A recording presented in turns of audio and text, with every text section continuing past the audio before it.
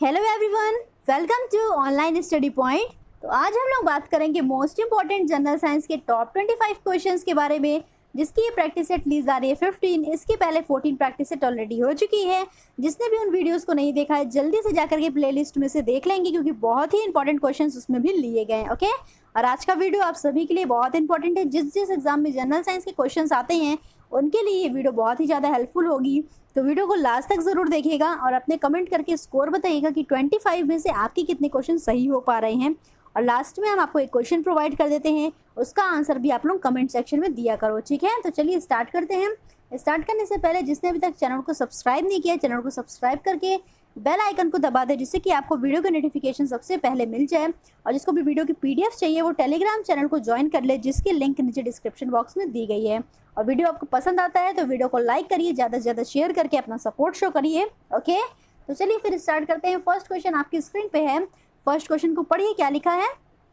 ऊर्जा सूर्य से पृथ्वी की ओर किस प्रकार यात्रा करती है, यानी कि एनर्जी जो है वो सन से लेकर के अर्थ की ओर कैसे ट्रांसफर होती है, किस माध्यम से आती है। तो ऑप्शन ए है चालन, ऑप्शन बी है संवहन, ऑप्शन सी है विकिरण और ऑप्शन डी है नियमन। तो इसका आंसर क्या करेक्ट है? इसका आंसर करेक्ट है ऑप्शन सी, यानी कि विकिरण विधि के द्वारा, ठीक है। तो सूर्य की ऊर्जा पृथ्वी तक आती है विकिरण विधि के द्वारा, जिसमें माध्यम की कोई आवश्यकता नहीं पड़ती है। आइए इसका एक्सप्लेनेशन देख लेते हैं, उसके बाद हम आपको क्लियर करते हैं। तो ऊष्मा का जो विकिरण विधि होता है, ऊष्मा संचरण या स्थानांतरण की एकमात्र ऐसी विधि है जिसमें माध्यम की आवश्यकता नहीं होती, यानी कि विकिरण विधि में माध्यम की कोई भी आवश्यकता नहीं होती है। बिना माध्यम के ये एक स्थान से दूसरे स्थान तक ट्रेवल करती है। ओके, जबकि चालन और संवहन में माध्यम की आवश्यकता पड़ती है। तो चलिए चलते हैं नेक्स्ट क्वेश्चन पे। नेक्स्ट क्वेश्चन आपकी स्क्रीन पे है। कपड़े धोने वाले मशीन किस सिद्धांत पर कार्य करते हैं, ये आपसे पूछा गया है।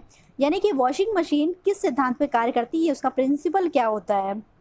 तो क्या आंसर करेक्ट हो जाएगा? जैसा कि आपको डायग्राम में दिख ही रहा होगा कि ये वाला कौन सा फोर्स है, तो ये है सेंट्रीफ्यूगल फोर्स। और आपका ऑप्शन करेक्ट है ऑप्शन डी, यानी कि अपकेंद्रीकरण, ठीक है। अपकेंद्रीकरण क्या होता है, आइए हम आपको अच्छे से एक्सप्लेन कर देते हैं। देखिए, अपकेंद्रीय बल वह बल होता है जिसके कारण किसी गतिशील वस्तु में केंद्र से दूर भागने की प्रवृत्ति पाई जाती है। जैसा कि आपने अभी डायग्राम में देखा था कि केंद्र से क्या हो रहा था, तो केंद्र से दूर भागने की प्रवृत्ति पाई जा रही थी। ओके, यहाँ तक क्लियर। और अभिकेंद्री यानी कि सेंट्रीपेटल क्या होता है, तो सेंट्रीपेटल के समान तथा विपरीत दिशा में कार्य करता है कौन सा, अपकेंद्रीय बल। ओके, और अपकेंद्रीय बल याद रखिएगा क्या होता है, आभासी बल होता है। अपकेंद्रीय बल कैसा होता है, आभासी बल होता है। क्रीम सेपरेटेड तथा सेंट्रीफ्यूगल जो ड्रायर होता है वो अपकेंद्रीय बल के सिद्धांत पर कार्य करते हैं। ओके, याद रखिएगा क्रीम सेपरेटर का भी पूछा जा रहा है। और ये भी आपसे पूछ सकता है कि दूध से अगर क्रीम को हम अलग करेंगे तो यह किस विधि के द्वारा अलग होगा, तो यह होगा अपकेंद्रीकरण के द्वारा, यानी कि अपकेंद्रीय बल उसमें लगेगा। ओके, यहाँ तक क्लियर हो गया। तो चलिए चलते हैं नेक्स्ट क्वेश्चन पे। नेक्स्ट क्वेश्चन आपकी स्क्रीन पे है। अग्निशामक के लिए हम किसका प्रयोग करते हैं, आपसे पूछा है कि अग्निशमन के लिए हम किसका प्रयोग करते हैं, यानी कि अग्निशामक गैस कौन सी होती है। तो क्या करेक्ट है? इसका आंसर करेक्ट है ऑप्शन सी, यानी कि कार्बन डाइऑक्साइड जो होती है वो अग्निशामक गैस होती है। और इसका प्रयोग अग्निशमन यानी कि आग को बुझाने के लिए किया जाता है। ओके, चलिए चलते हैं हम लोग नेक्स्ट क्वेश्चन पे। नेक्स्ट क्वेश्चन अब आपकी स्क्रीन पे है। क्यूरी किसकी यूनिट है, ये पूछा जा रहा है। तो 4 ऑप्शन आपको दिए हैं, उनमें से बताइए क्यूरी किसकी यूनिट है। तो इसका आंसर करेक्ट है ऑप्शन, यानी कि रेडियो धर्मिता, जैसे कि रेडियो एक्टिविटी, ठीक है। तो रेडियो एक्टिविटी की यूनिट क्या है, तो ये हो जाएगी क्यूरी। इसका ऑप्शन करेक्ट है ऑप्शन ए। और ऐसा क्यों नाम दिया गया इसकी यूनिट का, क्योंकि रेडियो धर्मिता यानी कि रेडियो एक्टिविटी की जो खोज की थी वो मैडम क्यूरी ने की थी, इसलिए उन्हीं के नाम पे रेडियो एक्टिविटी की यूनिट रख दी गई है। ओके, अब आइए इसका एक्सप्लेनेशन देख लेते हैं कि ये होता क्या है और फिर आपको हम डायग्राम से समझा देते हैं। एक्सप्लेनेशन देखते हैं क्या है इसका एक्सप्लेनेशन। रेडियो सक्रियता यानी कि रेडियो एक्टिविटी वह प्रक्रिया होती है जिसमें एक अस्थिर परमाणु अपने नाभिक यानी कि न्यूक्लियस से आयनकारी विकिरण यानी कि आयनाइजिंग रेडिएशन के रूप में ऊर्जा फेंकता है। ऐसे पदार्थ जो स्वयं ही ऊर्जा निकालते हैं उन्हें विकिरणशील या रेडियोधर्मी कहलाते हैं, ठीक है ना। तो वे पदार्थ जो स्वयं ही ऊर्जा को उत्सर्जित कर रहे हैं, ऊर्जा निकाल रहे हैं, वो क्या कहलाते हैं, तो वो रेडियोधर्मी या रेडियो एक्टिविटी ये तत्व कहलाते हैं। आइए अब आपको डायग्राम में बता देते हैं। ओके, तो डायग्राम में देखिए जरा सा। हैवी अनस्टेबल एलिमेंट यानी कि यूरेनियम को एग्जांपल ले लिया गया है। ये क्या कर रहा है, देखिए अल्फा पार्टिकल भी दे रहा है, गामा रेज भी, प्रोटॉन, बीटा पार्टिकल और न्यूट्रॉन। तो ये सारे इतने तत्वों में क्या हो रहा है, विघटित हो रहा है, यानी कि इतनी प्रकार की वो एनर्जीज को रिमूव कर रहा है, ठीक है। तो रेडियो एक्टिविटी ऐसे सब्सटेंस होते हैं जो खुद ही ऊर्जा को क्या करते हैं, निकालते हैं, ऊर्जा विमुक्त करते हैं। ओके, तो क्वेश्चन 5 अब आपकी स्क्रीन पे है। क्वेश्चन 5 को पढ़िए। मानव शरीर में श्वसन कार्य का केंद्रीकरण कहाँ होता है। मानव शरीर में श्वसन कार्य का केंद्रीकरण कहाँ पे होता है, ये आपसे पूछा है। तो इसका आंसर करेक्ट है ऑप्शन सी यानी कि मेडुला ऑब्लिगेंटा में। ठीक है, मेडुला ऑब्लिगेंटा कहाँ पाया जाता है, तो आपको डायग्राम में क्लियर हो रहा होगा। यह मस्तिष्क का ही एक भाग होता है और एक लंबी तने जैसी संरचना होती है। ठीक है, लंबी तने जैसी संरचना होती है। इसको आप लोग देखिए इमेज में, क्लियर हो जाएगा कहाँ पे पाया जाता है ये और इसका कार्य क्या क्या होता है। आइए समझ लेते हैं इसका कार्य क्या है। तो यह शंकु आकार का न्यूरॉन मास है जो स्वायत्त यानी कि अनैच्छिक कार्यों के लिए होता है। ठीक है, जो उल्टी से लेकर के छींकने तक होता है। यहाँ तक क्लियर हो गया।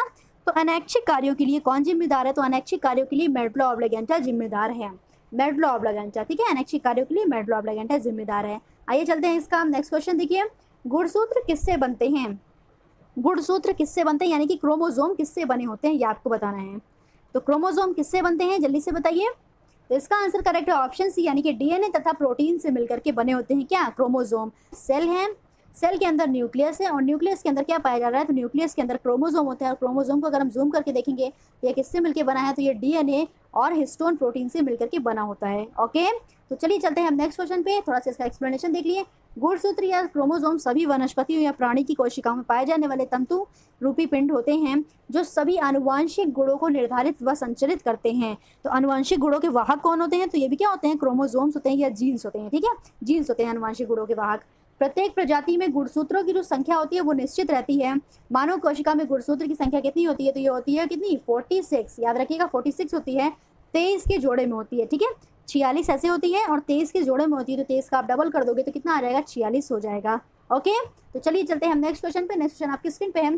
चूना पत्थर के ढांचे बनाने वाले छोटे छोटे समुद्री जीवों को क्या कहते हैं, जो चूना पत्थर के ढांचे बनाने वाले छोटे छोटे समुद्री जीव होते हैं उनको क्या कहा जाता है। तो इसका आंसर करेक्ट है ऑप्शन सी यानी कि मूंगा चट्टान। ठीक है, उनको क्या कहते हैं, मूंगा चट्टान कहते हैं। ओके, तो यहाँ तक क्लियर हो गया। जो ऑस्ट्रेलिया में प्रवाल भित्ति का नाम सुना होगा आपने कि ऑस्ट्रेलिया की जो प्रवाल भित्ति सबसे बड़ी है, तो वह इन्हीं लोगों के द्वारा निर्मित की जाती है। चूना पत्थर के ढांचे कौन बनाता है, तो मूंगा चट्टान बनाता है। इसलिए आपका ऑप्शन क्या करेक्ट हो गया, ऑप्शन सी। ओके, चलिए चलते हैं नेक्स्ट क्वेश्चन। नेक्स्ट क्वेश्चन आपकी स्क्रीन पे है, बहुत ही इंपॉर्टेंट क्वेश्चन है, इसको जरूर से याद रखिएगा। निम्न 3 आर में से किन को पर्यावरण के अनुकूल माना जाता है। 4 ऑप्शन आपको दिए हैं, इनमें से बताइए कि कौन से ऐसे आर हैं जो पर्यावरण के अनुकूल हैं। तो इसका आंसर करेक्ट है ऑप्शन डी यानी कि reduce, reuse and recycle. Okay, reduce, reuse and recycle, इसका रोल जो है वो पर्यावरण में बहुत ही महत्वपूर्ण है, इसको जरूर से याद रखिएगा। ओके, तो चलिए चलते हैं हम नेक्स्ट क्वेश्चन पे। नेक्स्ट क्वेश्चन आपकी स्क्रीन पे है। मानव में कुल रक्त आयतन में प्लाज्मा का प्रतिशत लगभग कितना होता है। मानव का जो कुल रक्त आयतन होता है उसमें क्या क्या होता है, तो एक भाग में प्लाज्मा होता है, दूसरे में क्या क्या होता है, रेड ब्लड सेल्स, प्लेटलेट्स और वाइट ब्लड सेल्स होती हैं। ये हमने आपको कल के क्वेश्चन में भी क्लियर किया था। अब आज आपके क्वेश्चन में बताइए कि प्लाज्मा का जो प्रतिशत होता है वह कितना होता है। तो इसका आंसर करेक्ट है ऑप्शन सी यानी कि 55% जो होते हैं वो प्लाज्मा होते हैं। तो मानव रक्त में 2 भाग होते हैं, आइए इसका एक्सप्लेनेशन देखते हैं। देखिए, रुधिर ब्लड एक तरल पदार्थ है जिसके 2 भाग होते हैं। एक होता है द्रव्य भाग जिसे प्लाज्मा कहते हैं, इसका प्रतिशत अभी आपको बताया है कितना हो जाएगा, 55% होता है। दूसरा भाग होता है ठोस भाग जो कोशिकाओं का बना होता है, और इसमें कौन कौन सी कोशिकाएं होती हैं, तो उसमें होती है रेड ब्लड सेल्स यानी कि लाल रुधिर कोशिकाएं, श्वेत रुधिर कोशिकाएं यानी कि व्हाइट ब्लड सेल्स, और प्लेटलेट्स होते हैं। ठीक है, तो ठोस में क्या क्या आ जाएंगे, WBC, RBC और प्लेटलेट्स। और द्रव भाग में क्या आ जाएंगे, तो द्रव भाग में आ जाएगा प्लाज्मा जिसका प्रतिशत होता है 55, और इन तीनों को मिला करके परसेंटेज होता है 45%। तो ओवरऑल जो ब्लड में पाए जाते हैं वो क्या होते हैं, 55 में प्लाज्मा और 45 में ये तीनों चीज़ें पाई जाती हैं, RBC, WBC और प्लेटलेट्स। ओके, यहाँ तक क्लियर हो गया। तो चलिए चलते हैं अब नेक्स्ट क्वेश्चन पे। नेक्स्ट क्वेश्चन आपकी स्क्रीन पे है। एलिसा परीक्षण किसके निदान के लिए किया जाता है। ELISA परीक्षण किसके निदान के लिए किया जाता है, जल्दी से बताइए। तो इसका आंसर करेक्ट है ऑप्शन बी यानी कि एड्स प्रतिरक्षी के लिए। ठीक है, एड्स प्रतिरक्षी के लिए इसका परीक्षण किया जाता है। आइए इसका फुल फॉर्म देखिए क्या होता है, देख लेते हैं इसका फुल फॉर्म क्या है, पढ़िए। Enzyme linked immunosorbent essay is a plate-based assay technique designed for detecting and quantifying soluble substances such as peptides, proteins, antibodies and hormones. Okay? इसका दूसरा नाम क्या है, तो इसका दूसरा नाम है एंजाइम इम्यूनो एसे यानी कि EIA। आपसे EIA पूछे या फिर एलिसा पूछे तो ये किसके रोग के निदान में होता है, तो ये एड्स प्रतिरक्षी के निदान में होता है। किसके, एड्स प्रतिरक्षी। ओके, और also describe to the same technology यानी कि EIA भी सेम काम करती है। यहाँ तक क्लियर हो गया। कैसी होती है, तो प्लेट बेस्ड लाइक टेक्निक होती है। ये डिजाइन किसके लिए की जाती है, detecting and quantifying soluble substances. उसमें कौन कौन से, तो peptides, proteins, antibodies and hormones. Okay, तो चलिए चलते हैं नेक्स्ट क्वेश्चन पे। नेक्स्ट क्वेश्चन आपकी स्क्रीन पे है। आदर्श गैस के अणुओं में औसत गतिज ऊर्जा किसके अनुपात में होती है। जो आदर्श गैस होती है यानी कि नोबल गैस, उसकी अणुओं में जो औसत गतिज ऊर्जा होती है वह किसके अनुपात में होती है, ये बताइए। तो इसका आंसर करेक्ट है ऑप्शन सी यानी कि गैस के परम ताप पर क्या होती है, गैस के परम ताप के अनुपात पे होती है। चलिए चलते हैं नेक्स्ट क्वेश्चन। नेक्स्ट क्वेश्चन आपकी स्क्रीन पे है, निम्नलिखित में से कौन सा ऐसा जीव है जिनमें पादप और जानवर दोनों के लक्षण होते हैं। चार ऑप्शन आपको दिए गए हैं, ऐसा कौन सा जीव है जिनमें पादप और जानवर दोनों के लक्षण होंगे।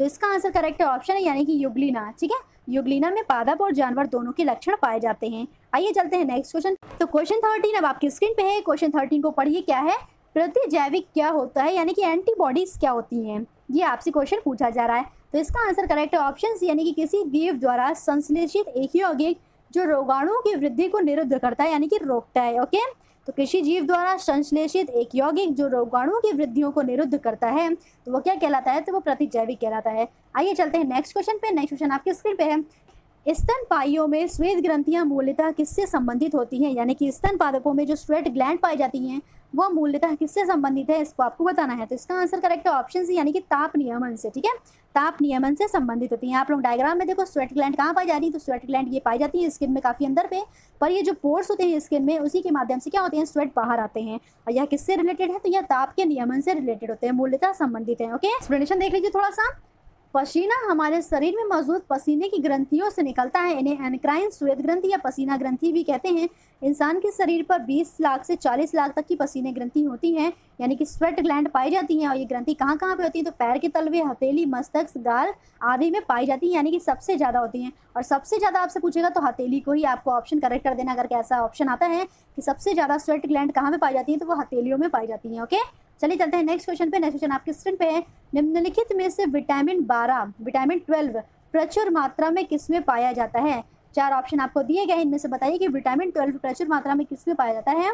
तो इसका आंसर करेक्ट हो जाएगा ऑप्शन बी यानी कि दूध में विटामिन 12 जो होता है वो प्रचुर मात्रा में पाया जाता है। इन चारों ऑप्शन में से बात की जा रही है तो ठीक है। बाकी विटामिन 12 के जितने रिच फूड्स हैं वो आपको डायग्राम में दिख रहे हैं, जल्दी से इसका स्क्रीनशॉट ले लीजिए और याद कर लीजिए कि ये सारे क्या है, विटामिन 12 के रिच फूड्स हैं। ओके, 16 अब आपके सामने है। क्वेश्चन 16 को पढ़िए, क्या है, जन्म के बाद मानव के किस ऊतक में कोई विभाजन नहीं होता है। तो इसका आंसर क्या करेक्ट है, इसका आंसर करेक्ट हो जाएगा ऑप्शन बी यानी कि तंत्रिका। ठीक है, क्या करेक्ट हो गया, ऑप्शन बी यानी कि तंत्रिका। आइए इसका एक्सप्लेनेशन देख लेते हैं। जिस तंत्र के द्वारा विभिन्न अंगों का नियंत्रण और अंगों का वातावरण में सामंजस्य स्थापित होता है उसे तंत्रिका तंत्र यानी कि नर्वस सिस्टम कहते हैं। और तंत्रिका तंत्र कहाँ कहाँ पे पाई जाती है, तो मस्तिष्क यानी कि ब्रेन, मेरुरज्जु यानी कि स्पाइनल कॉर्ड, और इनसे निकलने वाली तंत्रिकाओं की गणना की जाती है। ठीक है ना, तो तंत्रिका कोशिकाएं तंत्रिका तंत्र की रचनात्मक व क्रियात्मक इकाई होती है। ये भी याद रखिएगा कि जो न्यूरॉन होती हैं वो तंत्रिका तंत्र की यानी कि नर्वस सिस्टम की क्या होती है, रचनात्मक और क्रियात्मक इकाई होती हैं। ओके, यहाँ तक क्लियर। तो चलिए चलते हैं नेक्स्ट क्वेश्चन पे। नेक्स्ट क्वेश्चन आपकी स्क्रीन पे है। इस डायग्राम से तो आप लोग बहुत ही ज़्यादा परिचित होंगे, पर इसका एग्जैक्ट नाम क्या होता है वो हम आपको बता देते हैं। तो दूर से चमकते पिंड के तापमान को किस यंत्र के द्वारा निर्धारित करते हैं। दूर से चमकते पिंड के तापमान को किस यंत्र के द्वारा निर्धारित करते हैं, ये बताइए। तो इसका आंसर करेक्ट है ऑप्शन सी यानी कि पायरोमीटर के द्वारा। ठीक है, तो पायरोमीटर के द्वारा निर्धारित करते हैं। जैसे कि आप लोग देख रहे होंगे कि कोविड-19 में टेम्परेचर को दूर से ही मेजर करने के लिए इसी टाइप की एक डिवाइस होती है, उसका यूज़ किया जाता है। पर ये जो डिवाइस है वो यूज़ किस में आ रही है, दूर से चमकते पिंड के तापमान को निर्धारित करने में, जिसे क्या कहा जाता है, तो जिसे कहा जाता है पायरोमीटर। ओके, तो चलिए चलते हैं नेक्स्ट क्वेश्चन पे। पहले इसका समझ लीजिए क्या है ये। एक पायरोमीटर जो होता है वो रिमोट सेंसिंग थर्मामीटर होता है जो सतह के तापमान को मापने के लिए इस्तेमाल किया जाता है। पायरोमीटर के विभिन्न रूप ऐतिहासिक रूप से मौजूद हैं। आधुनिक रूप में यह एक ऐसा उपकरण है जो दूरी एक थर्मल विकिरण के स्पेक्ट्रम से सतह का तापमान निर्धारित करता है। ओके, जो यह उत्सर्जन करता है एक ऐसी प्रक्रिया जिसे पैरोमेट्री और कभी कभी रेडियोमेट्री भी कहा जाता है। तो याद रखिएगा इसका नाम क्या है, पैरोमीटर नाम है इसका। चलिए चलते हैं नेक्स्ट क्वेश्चन आपकी स्क्रीन पे है। निम्नलिखित में से क्या जल में घुलनशील नहीं है। चार ऑप्शन आपको दिए गए हैं, इनमें से बताइए कि जल में क्या घुलनशील नहीं है।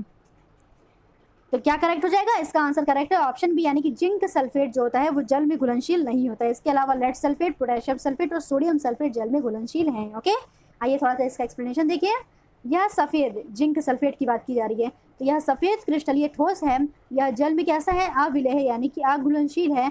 यह इसमें डूब जाता है। इसमें प्रायः कार की बैटरी के प्लेटलेट्स इलेक्ट्रोड्स में देखे जाते हैं।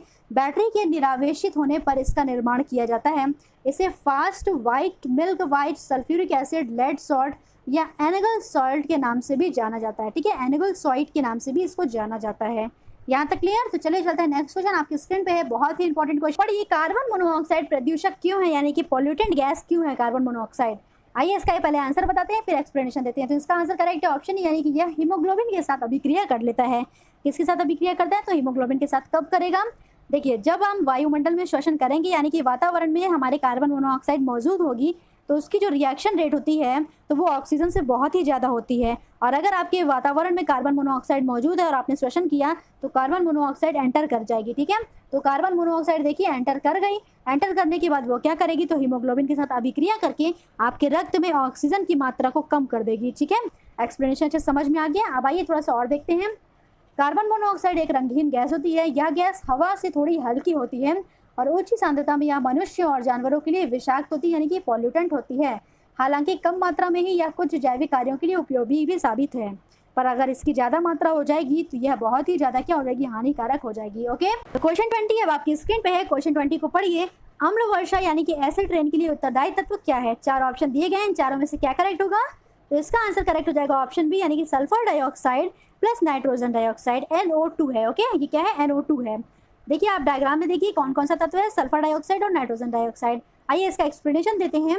अम्लीय वर्षा प्राकृतिक रूप से अम्लीय होती है। इसका कारण यह है कि पृथ्वी के वायुमंडल में सल्फर डाइऑक्साइड और नाइट्रोजन डाइऑक्साइड जल के साथ अभिक्रिया करके नाइट्रिक अम्ल यानी कि HNO3 और गंधक यानी कि सल्फ्यूरिक अम्ल बनाते हैं, H2SO4 का तेजाब बन जाता है। इस वजह से ये क्या होती है, तो अम्लीय वर्षा जो होती है वो हानिकारक होती हैं। और किसकी वजह से ये मेन तत्व है, तो सल्फर डाइऑक्साइड और नाइट्रोजन डाइऑक्साइड होता है।